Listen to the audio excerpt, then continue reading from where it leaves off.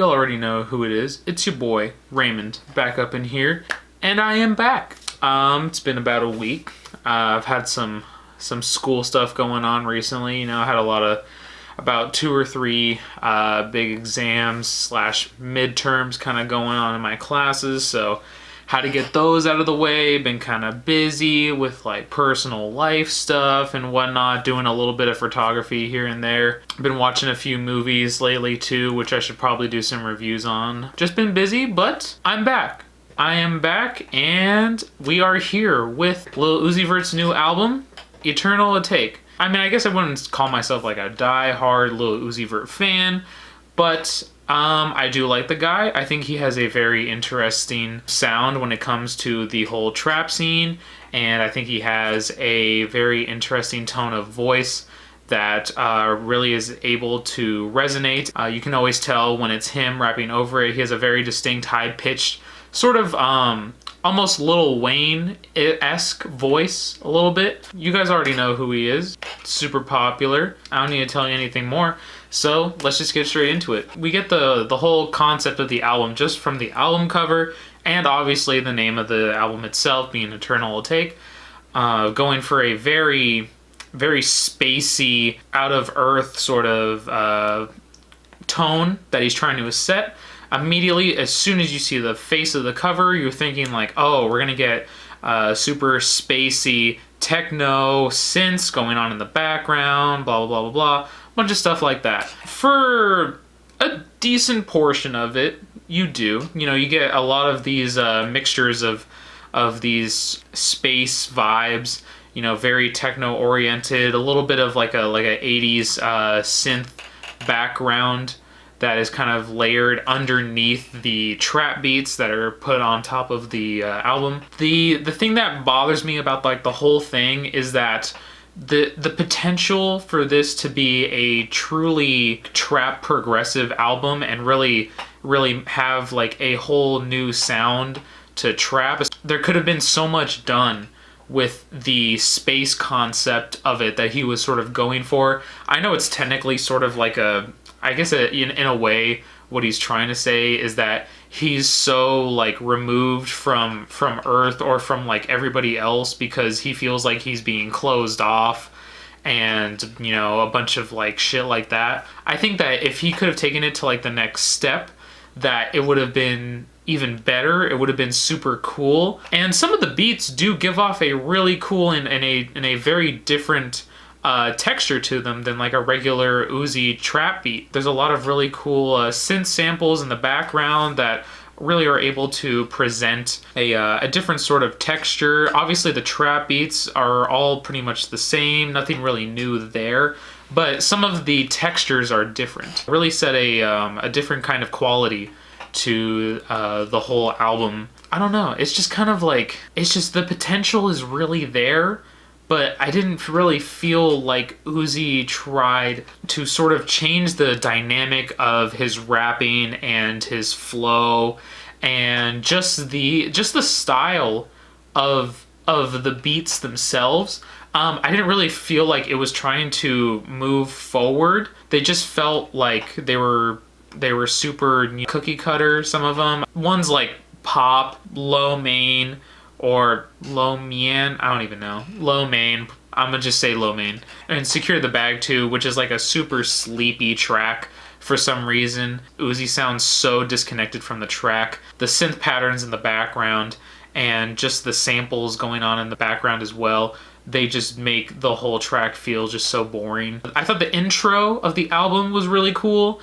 I like how he gave a little bit of like a monologue before the beat really dropped halfway through the track on Baby Pluto. I thought that was really cool. It's been done before, so it's not like super new, but for Uzi to do it, I feel like it kind of fit the tone that he was trying to go for on the album.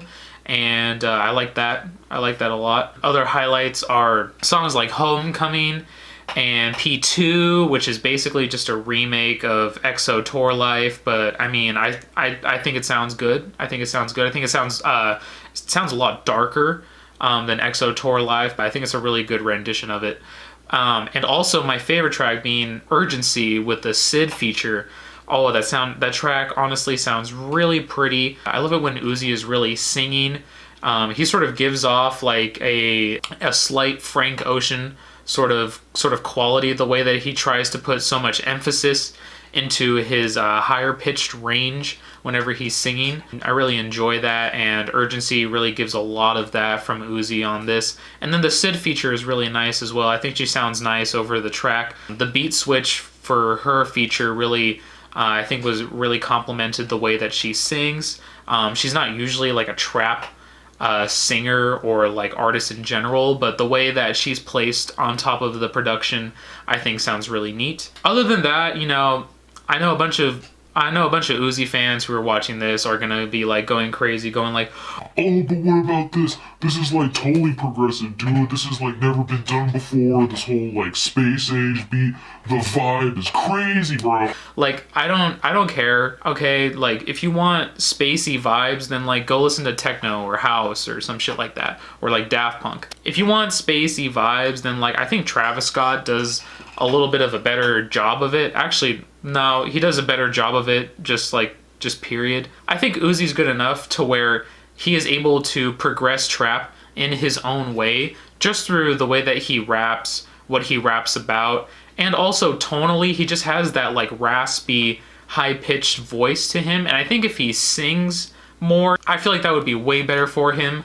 Honestly, that's just my personal opinion, but that's just how I feel about the album. Just in general, I feel like this compared to Love is Rage 2 and also Lil Uzi Vert versus The World, I feel like compared to those two, this is just kind of, it's a little mid. It's not really anything that is going to be like groundbreaking for trap in general.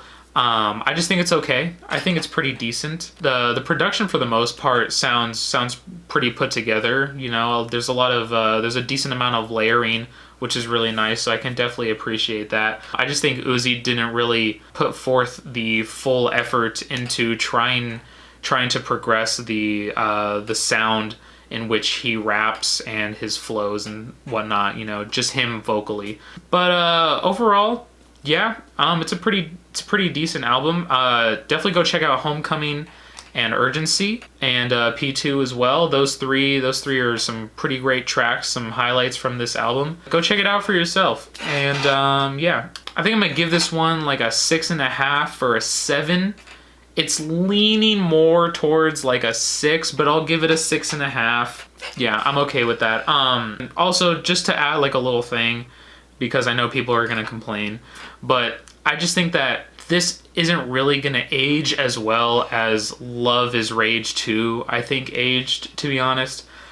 Just because the way that a lot of this sounds, I don't really think it's gonna be as like progressive as some of the stuff that may come out later this year. But yeah, I don't know. That's just my thing. Some of the highlight songs that came from this album will probably last for a few years for sure, until maybe we get like the next Uzi album.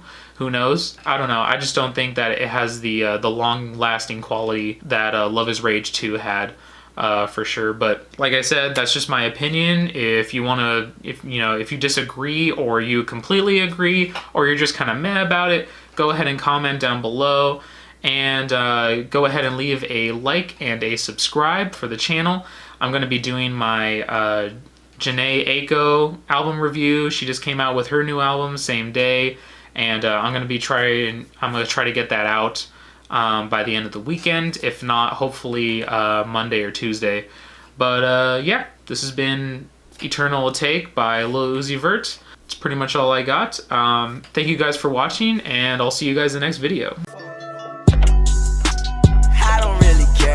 Cry, I don't really should've never lied. Should've saw the